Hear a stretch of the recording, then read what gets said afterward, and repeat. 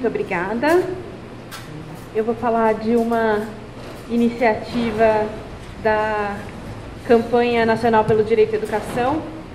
Está sendo desenvolvida em parceria com a Open Society e agora com o programa ECOS e Unilab. Então,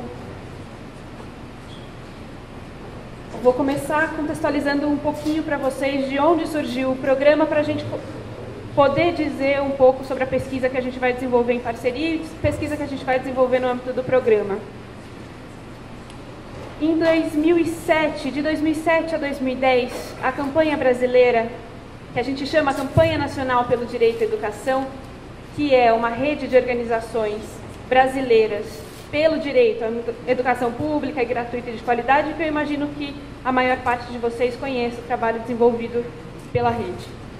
A gente, nas nossas ações internacionais, se apresenta como campanha brasileira. Então eu vou falar da campanha brasileira, vocês já sabem quem somos nós, né? A campanha brasileira, desde 2007, dialoga com as redes pelo direito à educação, de educação para todos, na verdade, que é como chamam as redes dos países lusófonos, que fazem parte da campanha global e que a gente também participa. Nesse espaço de atuação internacional, os países lusófonos ficavam muito excluídos. A língua portuguesa não era uma língua oficial de trabalho.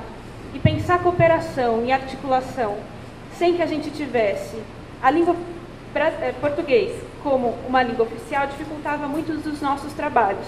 Divulgação de material, divulgação de informação. E a gente começou a se articular com os nossos irmãos lusófonos nesse âmbito, pensando em ações que a gente poderia fazer em conjunto dentro da campanha global. E nesse mesmo processo a gente começou a discutir com a Open Society quais outras ações a gente podia desenvolver em conjunto, como compartilhar informações e experiências entre as redes dos países africanos de língua portuguesa e o Brasil. Então, em 2011, a gente chegou à conclusão que nós poderíamos trocar experiência em ações de incidência política. Como que as redes de educação para todos e a campanha brasileira podem participar da garantia pelo direito à educação, monitorar políticas públicas, propor alternativas, avaliar políticas implementadas pelo Estado e daí por diante outras ações que podem ser desenvolvidas em conjunto. De 2011 a 2013, nós implementamos a primeira fase do Programa de Cooperação Sul-Sul pelo direito à educação entre os países lusófonos. Esse é uma linha do tempo das principais atividades que foram desenvolvidas. Nós fizemos um primeiro encontro em 2011, com todas as redes, para que a gente conseguisse articular o programa, visitas da equipe da campanha brasileira nos países que faziam parte do programa. Nesse último momento de encontro do grupo, algumas ações já haviam sido desenvolvidas e a gente conseguiu pensar, depois desses 2 anos de trabalho, fazer uma avaliação da proposta que foi desenvolvida. E a gente chegou à seguinte conclusão, que durante esses 2 anos houve um fortalecimento das redes. A gente conseguiu, juntos, tirar posicionamentos políticos e participar e incidir em esferas como a ANCEFA, que é uma rede regional pelo direito à educação africana, que, no nosso caso, no Brasil, é a CLAD, que é a rede latino-americana.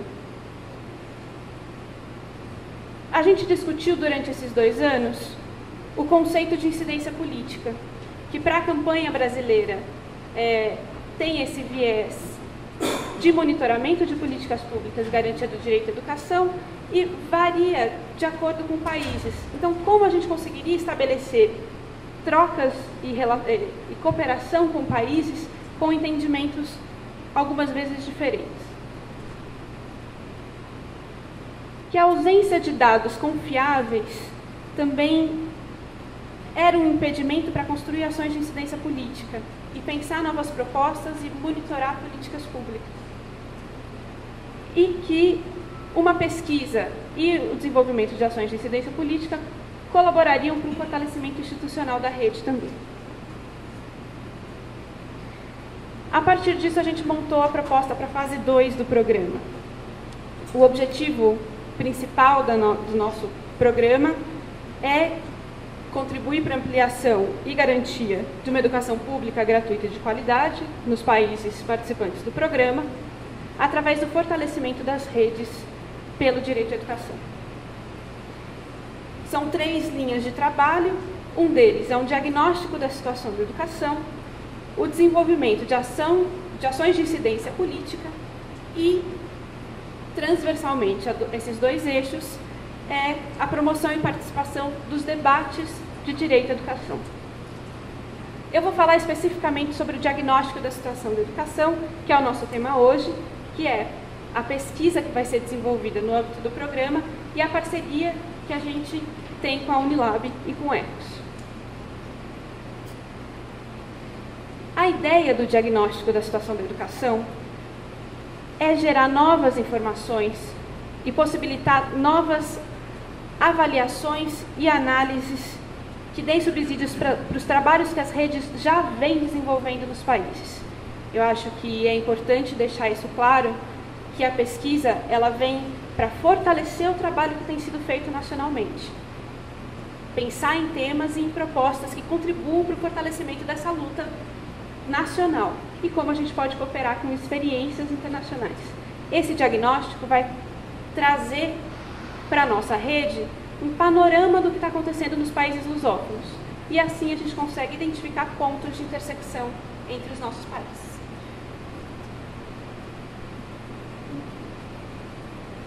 A pesquisa ela foi pensada para acontecer em 5 etapas. A primeira etapa é a definição dos temas da pesquisa, que é o que a gente vai fazer durante essa semana.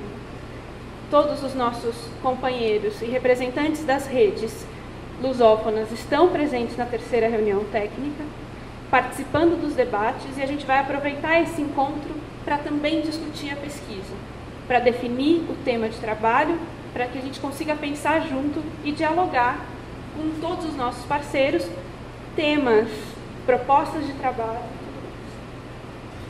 A segunda etapa da pesquisa é um levantamento de dados e informações. O que já existe produzido, o que já tem, o que falta, o que é imprescindível, quais são as nossas angústias, a falta de dados, o que a gente precisa produzir, talvez não no âmbito dessa pesquisa, mas começar a identificar o que falta. A terceira etapa é uma pesquisa de campo. A partir do momento que cada uma das redes tiver o seu plano de trabalho pronto, nós vamos fazer uma pesquisa de campo em cada um dos países. Na quarta etapa, sistematizar e avaliar as informações obtidas durante esse período. E uma quinta etapa, publicar, disseminar e pensar como que essa informação pode dar base para ações de incidência política nos países. Conversando com a Unilab, o que a gente achou que a gente pode juntar forças, que é pensar em construir uma parte da pesquisa em conjunto, que é o que a gente também está construindo, que é contextualizar historicamente os países, fazer um mapeamento do sistema da educação nos países e, a partir daí, fazer com que as pesquisas temáticas dos países e a pesquisa que vai ser desenvolvida no âmbito do ECOS conversem e dialoguem e que a gente una forças durante esse processo de pesquisa. Como principais resultados, a gente espera um projeto de pesquisa para cada uma dos países, das redes, a realização das pesquisas de campo e a publicação de 6 materiais de cada um dos países e um que consiga fazer a avaliação desse processo, dessa pesquisa como um todo. E que a gente consiga fazer uma avaliação mais ampla, juntando outros elementos, outras informações que ao longo do caminho a gente vai achando e construindo juntos. para finalizar, então só mostrar o cronograma da pesquisa. Até julho a gente vai montar, estabelecer a metodologia de pesquisa, montar os planos de pesquisa para de agosto a novembro, realizar as pesquisas de campo e começar a sistematização das informações, porque em fevereiro a gente tem a primeira apresentação dos resultados das informações para as redes, para que a gente faça uma avaliação conjunta das informações obtidas durante esse processo de pesquisa. E então, em maio, a gente publica a pesquisa que foi realizada, o resultado final. A gente sabe que o nosso tempo é curto, os nossos recursos escassos e que a gente tem uma limitação muito grande na pesquisa que vai ser desenvolvida. A ideia é que essa pesquisa, ela dê subsídios para as ações de incidência política e para que ela abra portas para as outras pesquisas que podem surgir a partir daí. Novas parcerias, novos contatos, novas interlocuções. A gente sabe que tem um distanciamento grande entre sociedade civil e academia e coisas que a gente precisa discutir e que vão ser informações e temas de debate que vão aparecer durante esse processo. É fundamental a parceria que a gente está fazendo com a Unilab e espero que a gente possa conversar durante esse debate, levantar questionamentos e caminhar para que a pesquisa seja muito positiva para todos nós. É isso. O Paulinho começou falando do quanto foi especial a manhã de hoje. Eu acho que foi para viver isso, assim, como que eu cheguei na Unilab. Eu venho de uma trajetória nos últimos 10 anos ou um pouco mais, trabalhando com educação do campo, e assim com um orgulho imenso, participando do grupo de pesquisa do GPeruás, junto com o Salomão, com a Georgina, naquela nossa universidade muito amada, que é a Federal do Pará. E durante 3 anos e meio, eu coordenei o Fórum Paraense de Educação do Campo. A gente dialogava com o Fórum de Educação e Diversidade Étnico-Racial. E aí, nesse trabalho, com assentados, sem terra, quilombolas, enfim, camponeses da Amazônia paraense, o Salomão e eu tivemos a oportunidade, o privilégio de fazermos uma seleção e fomos trabalhar como consultores internacionais do Unicef na Guiné-Bissau. E eu passei quase um ano lá, entre um determinado período, e a gente trabalhou com a formação de professores na Guiné-Bissau, com a formação de educadores e de professores, formadores e professores, trabalhando com 100 formadores que trabalhavam a formação de 1.500 professores que na Guiné-Bissau, naquele momento, não tinham o que equivale no Brasil ao ensino fundamental. Então, eles não tinham até a 9ª classe. Muitos desses professores eram ex-combatentes da luta pela libertação, que por serem também quadros do partido, se tornaram professores. Alguns já estavam para entrar para a reforma, e aquele processo de formação era muito importante dentro de uma estratégia de melhoria da qualidade da educação. E para mim, que sempre fui muito raiz na Amazônia, acho que a Guiné-Bissau foi a grande possibilidade do voo. E foi nesse voo que eu vim para Unilab. Acho que das raízes amazônicas, o que me fez ter asas foi exatamente a experiência. E aí, quando eu vi na internet que o Fernando Haddad tinha ido representar o Lula na cimeira da CPLP, em 2008, e lá ele apresentou a proposta da Unilab. Aí eu me lembro que quando eu li, eu liguei para o Hilton da UFPA, que também tinha ido para a Guiné com a gente. Eu disse: Hilton, já viste essa universidade que o governo vai criar? Bora embora, vamos para lá. E eu fui motivada assim, por um sonho muito intenso, como parte de um projeto de vida, e assim eu vim aqui para a Unilab. E nesse estar aqui, eu trabalhava com muitos projetos com a CECADI, e eu escrevi uma carta para a CECADI, assim, me despedindo, agradecendo por tudo e dizendo que eu estava vindo para a Unilab. E fiz isso para muitos parceiros, entre os quais o Timothy, da cátedra. E 2009 foi um ano muito intenso para nós. Foi o ano do fórum, que teve Fórum Mundial de Educação, teve o Fórum Social Mundial. No Fórum Mundial de Educação, em 2009, a gente começou a construir o Fórum Internacional da Sociedade Civil, o FISC, porque em 2009 nós receberíamos no Brasil a Confintea 6, a Conferência Internacional de Educação de Jovens e Adultos, promovida pela Unesco, que acontece de 12 em 12 anos. Era a primeira vez que uma Confintea acontecia no Hemisfério Sul, foi no Brasil, foi em Belém, e estávamos lá todos na comissão organizadora, junto com a Unesco.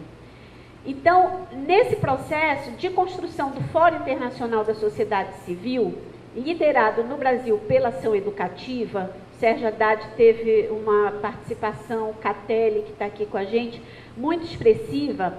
Ali no Fórum Internacional da Sociedade Civil, a gente já discutia como a gente poderia se articular mais, universidades e sociedade civil, e como é que nós juntos poderíamos potencializar a questão da pesquisa. Nesse trânsito, na redistribuição para a Unilab, no que eu me despeço, e agradeço a CECADI e a Cátedra, é o primeiro Congresso Internacional da Cátedra, Unesco de EJA. A gente vai, e os parceiros internacionais vieram. E aí, eu acho que o MEC também, e a rede tem uma história muito bonita, que é abrir mais para a presença das universidades. E a Cátedra e a Unilab, então, foram convidadas para participar de uma discussão sobre cooperação. Nesse momento, o Brasil está construindo centros de referência em educação de jovens e adultos, com o propósito de fazer pesquisa histórica e memória da educação de jovens e adultos no Brasil.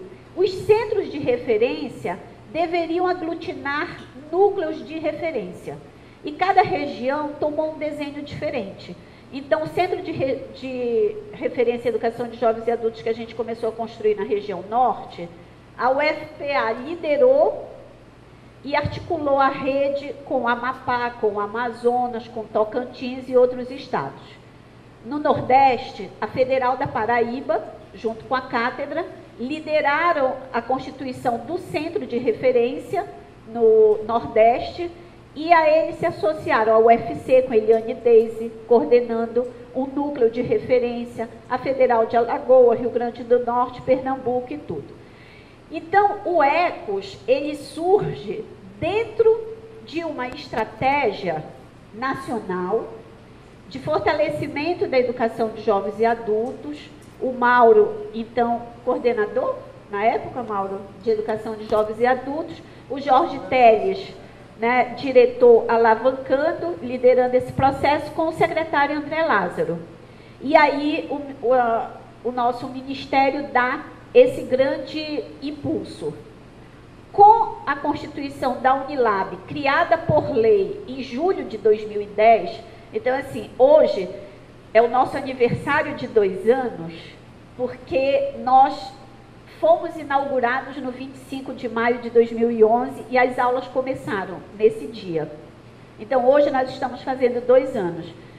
Mas em julho de 2010, dia 20 de julho, foi sancionada a Lei 12.289, que cria a Unilab. Então, a Unilab vai fazer 3 anos em julho de 2013, 3 anos de existência institucional.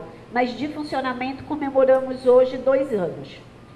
Bom, qual a proposta, então, que se começa a desenhar e que resulta no ECOS? Na reunião da rede governamental de cooperação Sul-Sul e EJA, junto com a Cátedra, com base num plano de ação que a rede vinha discutindo e construindo e materializando desde 2006, a gente vê a possibilidade de criar, então, um centro de referência que trabalhasse com a cooperação Sul-Sul. E assim, então, surge o ECOS.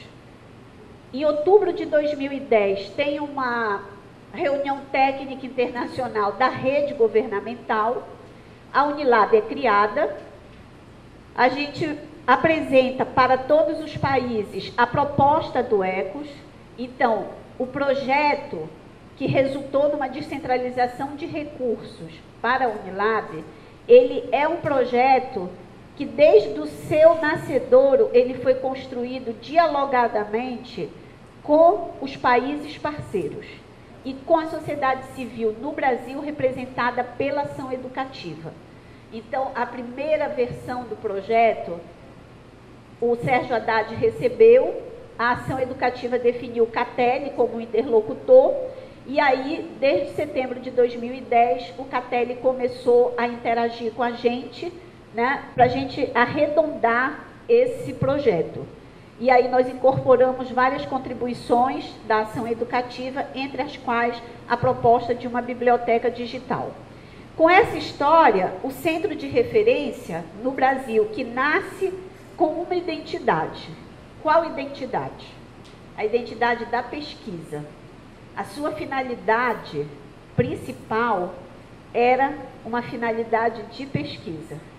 Pela natureza como nós constituímos o ECOS, ele nasce com uma outra configuração. Ele nasce vocacionado para ser uma rede de articulação interinstitucional, né? Que é um pouco do que a gente se coloca. Então, quando a gente vem para o debate sobre pesquisa em educação no contexto da cooperação Sul-Sul, para nós é importante essa contextualização, para nós entendermos que nós ainda não somos uma rede de pesquisa constituída como as agências de fomento e como muitas vezes as nossas universidades se reconhecem como uma rede de pesquisa, né? Nós estamos discutindo pesquisa em educação no contexto da cooperação Sul-Sul, partindo não de uma rede de pesquisa, mas partindo de uma rede, né, institucional em que diferentes atores dialogam. E quando a gente vem discutir a perspectiva da pesquisa, acho que a gente tem se colocado no ECOS, na Unilab, de que a pesquisa para nós, ela vem com o sentido do que Amilcar Cabral, nos seus escritos, nos coloca. Aprender na vida, aprender junto do nosso povo, aprender nos livros e na experiência dos outros. Aprender sempre. Então, nós já nos colocamos uma perspectiva de pesquisa que não é nós, da Unilab, nossa rede de parceiros, irmos para os países, fazermos pesquisa para eles, ou pelos nossos interesses. Tampouco por interesses que sejam meramente acadêmicos. A gente tem pensado a pesquisa do lugar de quem discute a pesquisa com pertinência social e pesquisa que tenha sentido para os parceiros e de nós realizarmos com os nossos parceiros. Aqui é um pouco da abrangência da Unilab, com que ela se constitui, com a sua missão institucional, que é trabalhar prioritariamente os países da CPLP, né? Então, essa é uma questão importante.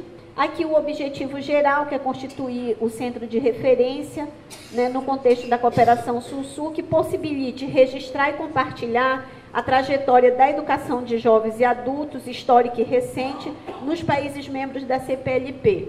Originalmente, nós nos constituímos assim, mas no diálogo com a DPEJA, CECADI, a gente tem redimensionado da CPLP para focar prioritariamente nos PALOP, nos países africanos de língua oficial portuguesa, por necessidades muito marcantes, principalmente nesses países. Então, a gente tem reelaborado isso junto com a CECADI, por isso a gente hoje trabalha com uma abrangência focada, sobretudo, nos PALOP.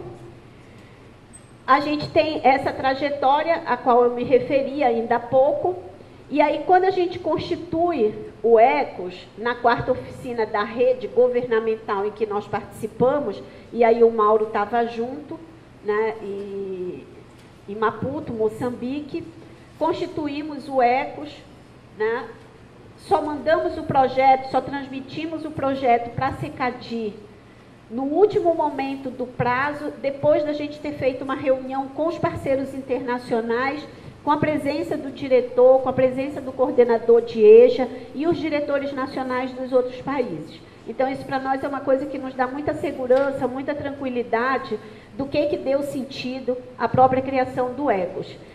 Em 2011, nós realizamos fundamentalmente 2 reuniões técnicas internacionais, uma primeira em fevereiro de 2011 aqui no Ceará e uma segunda em João Pessoa, na Paraíba. Mas entre as reuniões técnicas internacionais aconteceram várias oficinas que era para a gente maturar o próprio processo do que seria essa rede e de como a gente dinamizaria a questão da pesquisa. Em 2012, a gente destacaria as missões e a 5ª oficina da rede. As missões de articulação e pesquisa, e aí uma pesquisa mais exploratória, mais de reconhecimento dos países, da educação nesses países, de primeiras aproximações. Eu acho que esse foi o grande sentido das primeiras missões, para dar elementos, dar um suporte para a gente poder desenhar subprojetos de pesquisa com o ritual que uma pesquisa requer, com o seu rigor teórico, metodológico, que é um processo para nós sempre em construção. Nesse sentido, nós realizamos em parceria com as universidades e com parceiros da sociedade civil, sobretudo com a ação educativa, e é nesse processo que a gente faz a construção com a campanha brasileira, né? Já em São Paulo, numa das nossas oficinas, em que nós reunimos todo mundo preparando essas missões. Realizamos missão em Cabo Verde, Guiné-Bissau, Moçambique e Angola. Tem uma coisa assim, importante também de destacar, que em 2011 teve o primeiro fórum da sociedade civil da CPLP, que nós participamos e que o nosso governo brasileiro liderou, e que vieram representações da sociedade civil de todos os países, aí sim, da CPLP, incluindo Portugal e o Timor-Leste. Foi uma discussão complexa, e foi exatamente nesse fórum da sociedade civil que a gente fez a aproximação com a campanha brasileira, que resultou numa oficina nossa juntos em 2012 em São Paulo. E ainda em 2012, nós tivemos a 5ª oficina da rede governamental, e essa oficina já muito ampliada, com a participação de universidades e com a participação da sociedade civil, que, como o Florencio Varela destacou, e o Maculo também, nas suas intervenções, a própria rede governamental, ela foi se reconfigurando nesse processo de parcerias, e foi havendo esse alargamento, né, de perspectiva. Então, nós somos uma rede de articulação institucional, em que a rede de educação e cooperação Sul-Sul triangula esses diferentes atores, como eu me referi. No ECOS, a gente trabalha a dimensão do ensino, da pesquisa e da extensão. Do ensino, nós inclusive já ofertamos componentes curriculares no curso de graduação e aberto para outros cursos voltados para a educação de jovens e adultos, e a gente tem feito essa discussão no campo do currículo, por isso a gente também se considera com uma incidência sobre o ensino, a pesquisa e a questão da extensão. A pesquisa, ela é o pano de fundo da articulação, no sentido de que é a pesquisa que dá elementos para a dimensão da comunicação, da mobilização e da formação continuada, que também são dimensões do ECOS. Então, se a gente pensar o ECOS, na sua estrutura, ele trabalha com o componente da pesquisa, com o componente da comunicação. Na comunicação, a gente trabalhando a questão do portal, de vídeos documentários, das publicações, da revista eletrônica, que é uma das pautas que a gente vai trazer para a reunião de amanhã. A questão da formação continuada, onde um dos nossos compromissos... Cadê o Laurindo? Está ali, onde um dos nossos compromissos, né, Mauro, é a gente fazer uma discussão sobre a quarta fase da cooperação com Moçambique, no campo da formação de formadores, e a questão da mobilização social, que é esse nosso diálogo com a sociedade civil, ao qual eu me referi. A pesquisa, a gente pode discuti-la, né, a partir de muitos enfoques, e a Mila, ela já trouxe uma série de elementos do que a gente está dialogando nesse campo da pesquisa e de como a gente está pensando a caminhada desse ano. Tem uma questão norteadora que tem referenciado as nossas discussões, que é como se educam jovens e adultos na África hoje. E aí, quando a gente se faz essa pergunta, que é uma pergunta muito ampla, que o objetivo geral, a gente também tem clareza de que ele tem uma amplitude, que é o material que consta na pasta de vocês como um termo de referência, de pesquisa, compreender o tempo presente da educação de jovens e adultos nos PALOPs e suas raízes históricas. Isso é quase que querer responder o mundo da educação de jovens e adultos e todas as suas diversidades nos PALOPs. Então, se tem um esforço que permanentemente nós temos feito, é da gente discutir os necessários recortes que nós precisamos fazer nessa pesquisa.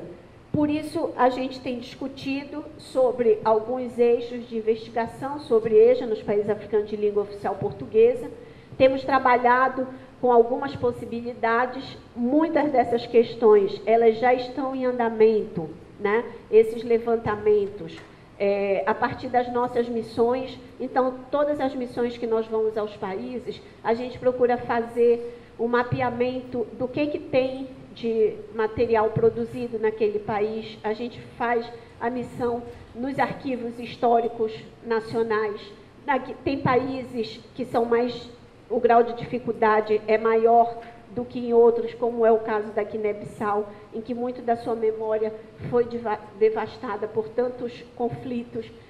Por exemplo, tem uma instituição que é o INDE, que no conflito de 98-99, quando as tropas senegalesas ocuparam a Guiné-Bissau, o INDE, onde tinha a biblioteca, parte do repositório da Biblioteca Nacional do país, as tropas ocuparam como parte da sua base e eles produziam fogo com os livros. Então, nesse processo do conflito, da ocupação, uma coisa que a gente identificou é que muito do acervo ele foi dispersado porque as pessoas fugiam para o interior do país e muito dos materiais está na casa das pessoas. O Mário é uma testemunha assim, desse processo, porque era o esforço também dos quadros nacionais de preservarem a sua própria história, a sua própria memória. Muito do acervo desses países também está na Torre do Tombo ou no Arquivo Histórico Ultramarino em Portugal, em Lisboa. Então, por exemplo, quando nós estivemos numa das missões em Cabo Verde, a direção do Arquivo Histórico Nacional de Cabo Verde estava em Portugal, tratando do resgate, da negociação do resgate do acervo desses arquivos históricos em Portugal para ir para Cabo Verde. Isso não é uma coisa tranquila, não é uma coisa rápida, né? E esse é um processo. Mas muito da memória de África está nos arquivos históricos em Portugal, dessa memória escrita, desses documentos, né? Aí a gente privilegia também trabalhar com as fontes orais, então a gente sempre procura lideranças do tempo da luta, da libertação e tudo nos países, para que a gente possa também resgatar a partir de outras fontes. Hoje estava falando com a Lani, no Brasil a gente teve a produção da coleção de documentos da educação brasileira. E aí aqui tem toda a nossa legislação, tudo que do Brasil, dos documentos de política educacional. Esse daqui é o do Ceará, aquele outro é o do Brasil. Então, em cada estado havia uma equipe elaborando esse material. E aí a gente conversava. A gente pode produzir um material desse exatamente com a legislação dos países, que não é muito difundido, nem sempre está de fácil acesso, né? Então, a gente tem pensado de como é que esse levantamento, como é que essa pesquisa ela pode resultar em processos, em produtos que possam difundir o conhecimento sobre a realidade desses países. A gente tem trabalhado com diferentes estratégias de pesquisa, né? E nesse processo, uma das coisas que nós colocamos seria de nós produzirmos um estado do conhecimento. Dialogamos com os parceiros e nós precisávamos fazer opções. Então, um dos processos da pesquisa é um estado do conhecimento. Qual a nossa opção? Primeira, foi fazer um levantamento do conhecimento produzido no Brasil sobre os países africanos de língua oficial portuguesa, né? Porque o nosso país tem sido um país no qual muitos dos quadros nacionais desses países também têm se formado. Consideramos outras possibilidades de como produzir o estado do conhecimento, que poderia partir da produção nos países nacionais que tenham, nos estados nacionais que tenham universidades com programas de pós-graduação estrito sensu, né? Moçambique, a Universidade Eduardo Mondlane, comemorou 50 anos, é uma instituição consolidada, é uma instituição com centro de estudos africanos forte, organizado. Produzir um estado do conhecimento a partir da produção dos centros de estudos africanos nas universidades seria uma outra possibilidade. O que é que nós estamos fazendo em andamento? O que tem produzido no Brasil sobre os PALOP, a partir do trabalho de pesquisa na base de dados da CAPES. Nesse sentido, nós fizemos o levantamento de todas as dissertações e teses produzidas no Brasil sobre os países africanos de língua oficial portuguesa. No caso de Angola, nós temos no Brasil, entre 1987 e 2011, 243 dissertações e 86 teses, em diferentes áreas do conhecimento, em diferentes linhas de pesquisa, com uma concentração de pesquisa no Sudeste, em instituições públicas e privadas. E a gente percebe muito claramente que tem momentos nesse levantamento que tem um pico de presença de estudos sobre um determinado país. Aí a gente consegue identificar, nós temos mais de 600 páginas de resumos dessas teses, dessas dissertações, e aí a gente consegue identificar convênios, cooperações que foram estabelecidas e que possibilitaram a vinda para o Brasil de quadros nacionais para se formarem em nível de mestrado e doutorado. No caso de Cabo Verde, 133 dissertações e 40 teses. No caso da Guiné-Bissau, 60 dissertações e 15 teses. No caso de Moçambique, 59 dissertações e 80 teses. Nós estamos finalizando o levantamento sobre São Tomé e Príncipe. Nós estamos no processo de levantamento de todas essas dissertações, de todas essas teses, porque no portal da Rede Ecos vai ter um diretório de pesquisa onde esse conhecimento produzido sobre esses países, ele vai estar disponibilizado para pesquisa. Então, a gente tem feito todo um trabalho de levantamento, a direção da nossa biblioteca também tem apoiado, quando não está disponível no domínio público, ou na biblioteca digital no Brasil, ou na biblioteca da universidade, a gente faz via diferentes sistemas e tudo. Aí, o que a gente tem pensado como produtos, como resultados dessa pesquisa? E, como a Mila já tinha apresentado, como é que a gente está pensando em fazer, aí a gente finaliza com isso, porque a gente pode voltar para a apresentação dela. Nós estamos com o propósito de concentrar as missões de pesquisa entre setembro e novembro desse ano. Nesse período, entre junho e setembro, a gente vai refinar mais e melhor a questão teórico-metodológica do campo da pesquisa, a fazer um alinhamento maior do que é o objeto específico de estudo do ECOS, com as interseções com o que também é a especificidade da pesquisa da campanha, né, para que juntos nós possamos, né, dentro de uma estratégia coletiva, dialogando com a sociedade civil, dialogando com os governos, e por isso nós vamos seguir amanhã, segunda e terça-feira, fazendo o aprofundamento da discussão sobre a pesquisa, para que seja uma pesquisa que surja e que o seu escopo ele tenha sentido também para os parceiros, não seja um interesse unilateral ou burocrático em função de um projeto, e que a gente possa, então, a partir de setembro, estar avançando nesse processo da pesquisa. E, nesse sentido, é um momento oportuno. Eu penso que talvez a gente não consiga sair hoje com as necessárias definições, né, e operacionalização de como nós podemos nos constituir como uma rede.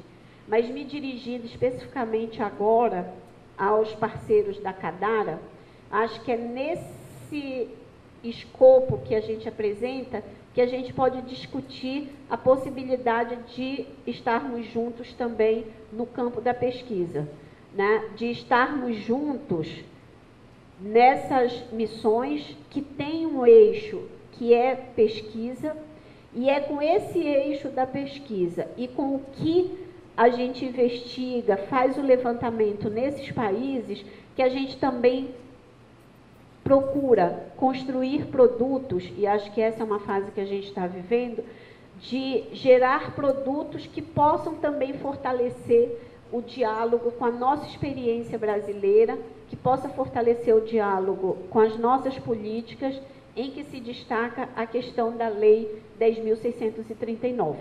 Acho que essa é uma perspectiva que a gente tem assumido assim com muita clareza. E essa pesquisa ela está inscrita nesse propósito do que são as nossas utopias e que nos mobilizam a nos constituirmos como uma rede. E aí a gente pode abrir para o diálogo. Obrigada.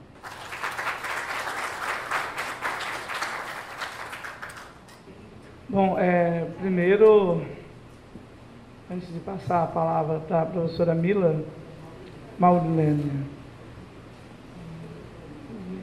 só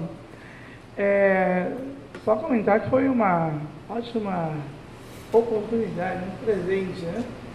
Para a gente ampliar nossos horizontes de possibilidades. Então, vou passar aqui para a nossa comentarista dessas duas exposições. Queremos agradecer pelas exposições. Elas têm vários pontos para debates e vou deixar aqui a palavra com a professora. Obrigada. Boa tarde para todos e para todas. Muito feliz de estar aqui na Unilab para esse evento, para essa data. A gente sempre fica muito feliz, né, de encontrar amigos, né, e também amigos da África, ter esse dia tão importante, e também colegas do Brasil, né. É difícil da gente até fazer comentários, né, com duas proposições que são distintas e, ao mesmo tempo, importantes e complexas, né. Eu fiquei pensando, a gente tem perguntas do presente para interrogar o próprio presente e perguntas do presente que a gente precisa interrogar o passado, né? E eu acho que nos dois casos a gente vê que tanto a campanha se aproximando de um projeto que está sendo realizado pela própria Unilab, tentando fazer uma articulação sociedade civil e a universidade, e dando conta não só de questões que a campanha também já desenvolveu com bastante competência no próprio Brasil, né, trazendo elementos que a gente possa compreender a realidade, subsidiar políticas públicas, acho que pautar a própria sociedade civil para que ela também possa cada vez mais reivindicar seus direitos, né? E no caso da rede do ECOS, a proposição ainda ela é mais complexa no sentido que a gente tem uma temática que é cara a todos nós, que é a questão da educação de jovens e adultos, e que coloca também para nós um outro desafio que está vinculado à criação de centros de referência para pensar como que estão os nossos acervos, como estão os nossos grupos de pesquisa dentro da universidade. Para esse tema específico, tem outros mais complicados, mas a educação de jovens e adultos, a gente tem uma grande produção nas políticas públicas, a gente tem fóruns, né, que tem uma mobilização bastante importante, mas eu acho que ainda é necessário a gente estar investindo na organização desses acervos. Eu vou me pedir permissão e vou dar uma entradinha. Aí eu acho que trazendo uma experiência curta, mas eu acho que ela é significativa, aí pensando dentro da universidade, a Universidade de São Paulo, a Faculdade de Educação, onde aí eu fazendo parte de um grupo de pesquisa que se chama NIEP, que é um Núcleo Interdisciplinar de Estudos e Pesquisa em História da Educação, dá para a gente perceber uma lacuna gigantesca em relação a pesquisas que têm pautado a história da educação de adultos no Brasil, né? Dentro desse grupo, a gente tem um grande projeto que se chama As Múltiplas Estratégias de Escolarização do Social. No caso da professora Diana Vidal, ela lidera um subprojeto que trabalha com a questão da infância escolarizada, e um pedaço que eu lidero, eu estou trabalhando com os jovens e adultos, entendendo a escolarização do social de uma maneira bastante ampla. Então, a gente pensar a questão da sociedade civil organizada no Império, na República, pensar os imigrantes, o movimento negro, as congregações religiosas. Então, assim, é um espectro bastante grande. Esse trabalho de história da educação e também a minha atuação, no caso de São Paulo, com a ação educativa e tudo, acabou me levando a São Tomé e Príncipe, né? Eu já estava na USP em 2006, então aí tentando já conjugar duas experiências. Uma que é na perspectiva da demanda do país, que era construir uma demanda com o país de formação dos seus quadros técnicos, né? Pensando a própria política de educação de adultos em São Tomé e Príncipe, e pensando nessa cadeia, educadores, coordenadores pedagógicos e, na nossa utopia, naquele momento, criar a DEJA, criar uma equipe técnica. E foi muito interessante esse processo, porque a formação, então aí é uma outra maneira da gente pensar a investigação, né? Então foi a partir dessa formação que as questões de pesquisa, né, elas foram se tornando importantes, necessárias, especificamente a questão da história da educação de adultos, no nosso caso com o link, né? Paulo Freire, que foi a São Tomé, que foi a Guiné, que foi a Cabo Verde, e que esteve em São Tomé e Príncipe, e elas estavam elaborando um material didático, né? Então, tanto para a política, para pensar o processo um pouco antes da independência e a independência. Então, isso era o tempo inteiro demandado por eles, assim, mas cadê os documentos, né?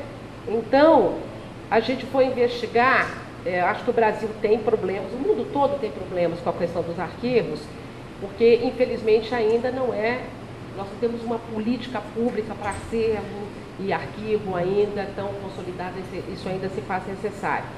Mas no caso dos países de África de língua portuguesa, os outros também, eu acredito, eu não conheço, mas devem ter esses problemas, que passaram por situações de guerra, de luta, e muitos desses acervos eles se perderam. E no caso de São Tomé, lá a gente descobriu que não existe uma recolha de arquivo escolar. Eles têm um arquivo morto, que fica por 5 anos, mas depois você tem um descarte desse acervo. Então, no caso do Brasil, a gente tem uma política de acervo que está lá. Você vai lá no Arquivo do Estado de São Paulo, você vai em vários arquivos, a gente tem uma documentação escolar grande. Né? Então, no caso desses países africanos, a gente não tem. Né? Então, a gente tem que recorrer a fontes orais, recorrer a jornais, enfim, a própria legislação, uma série de questões para estar fazendo esse trabalho. Eu estou fazendo esse fio todo só para colocar mais uma questão que eu acho que é um desafio que nós ainda, no conjunto da rede, no conjunto das universidades, que eu acho que a gente precisa se aproximar, governo, sociedade civil, né, pensar um pouco isso. No Brasil também a gente tem algumas dificuldades em relação a isso, porque esse ano nós temos aqui no Brasil, eu faço parte da Sociedade Brasileira de História da Educação, que é uma das maiores sociedades do mundo. Nós somos entre 800 sócios, né? Depois você tem a da Argentina tem 100, a portuguesa tem 120, a mexicana, que são as maiores, e a espanhola tem 250, né? E nós temos congressos internacionais para, né, a gente trocar experiências, produção de conhecimento sobre história da educação. Tivemos um evento agora em Cuiabá. E o que acontece? Tem um outro evento, gente, que é um evento mundial, que é da Congregação das Sociedades de História da Educação do mundo inteiro, que se reúne de 2 em 2 anos, onde a língua oficial é o francês, o inglês, o espanhol entrou recentemente, o português não é considerado língua oficial do evento. Nessas mudanças, né, que os olhares do mundo hoje estão, você mesmo falou na sua fala, né? A gente vai ver África, vai ver Índia, vai ver China, né? O Brasil também está nessa linha. E agora eles resolveram, o ano passado, pela primeira vez, criar um workshop sobre a história da educação colonial africana, né? E, nesse sentido, ainda foi uma coisa muito pouco divulgada. No caso, eu estou indo, inclusive, pelo projeto ECOS, né? Apresentar o trabalho de São Tomé e Príncipe de pesquisa, né? E fui a única brasileira que apresentou um trabalho de história da educação. Tem uma mexicana, tem uma portuguesa, todos os outros, gente, são europeus. Claro, porque também colonizaram a África. Aí você vai ter francês, inglês, vai ter alemão, vai ter americano. E da África, a única sociedade organizada é a da África do Sul, que vai estar sediando o evento agora em julho. E a gente teve nesse congresso agora em Cuiabá um representante dessa grande conferência, desses encontros internacionais, dizendo da aproximação prioritária Brasil e África, e que esse workshop que vai acontecer em julho é o primeiro dentre vários que vão agora começar daqui para frente.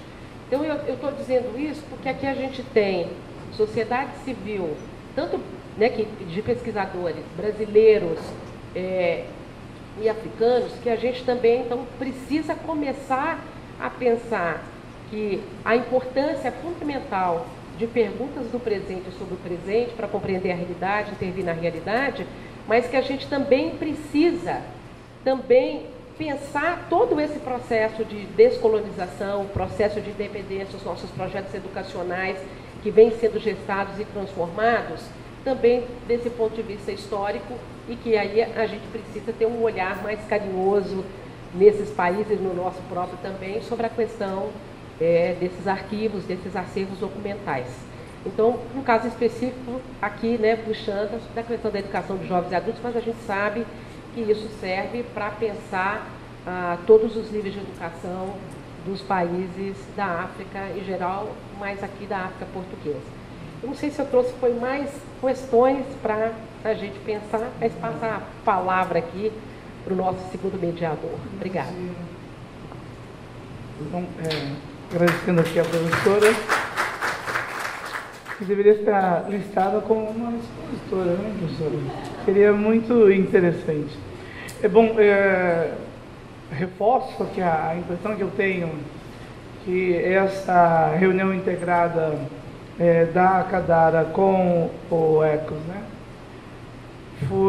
está sendo uma bela iniciativa e um belo presente para todos, mas em especial para nós da Cadara, né? Porque dá a dimensão do conjunto de iniciativas que estão acontecendo e que muitas delas têm impacto direto sobre as populações de origem africana e que nós da Cadara não temos ou ciência ou estamos acompanhando, né? E que isso implica, isso aponta para as debilidades da nossa própria missão institucional. Ou seja, para que nós servimos, qual é o nosso papel na nossa relação com o Ministério da Educação e em que medida nós podemos contribuir para articular essas diferentes iniciativas, todas elas focadas na democratização. Eu confesso que nesses 2 dias fui tomando pé do ECOS, assim, então achei bem interessante, e aí a discussão da educação de jovens e adultos, de algum modo a gente vai conhecendo. Agora eu confesso que eu fiquei absolutamente surpreso, assim, curiosíssimo em relação à campanha brasileira. Seguindo aqui o comentário da colega, que eu achei fantástico, vocês têm pontos distintos, mas tem muitos pontos em comuns, né, entre a campanha brasileira e o ECOS. Me parece que o ECOS tem preocupações mais práticas, né, e me parece que a campanha ela caminha no sentido de fortalecimento, né, do debate público e como que você fortalece a participação da sociedade civil e outros atores nesse esforço de garantia de direitos, do direito à educação. Eu vou me parar por aqui, mas assim, estou vibrando assim, de possibilidades. Acho que nós, da Cadara, assim como em especial o meu outro avatar, enquanto presidente da Associação Brasileira de Pesquisadores Negros, nós queremos participar muito dessas iniciativas. Temos extremo interesse nela. Talvez eu vou dizer a vocês, ou dizer a vocês, o que falta nela somos nós. Então, estamos aqui à disposição.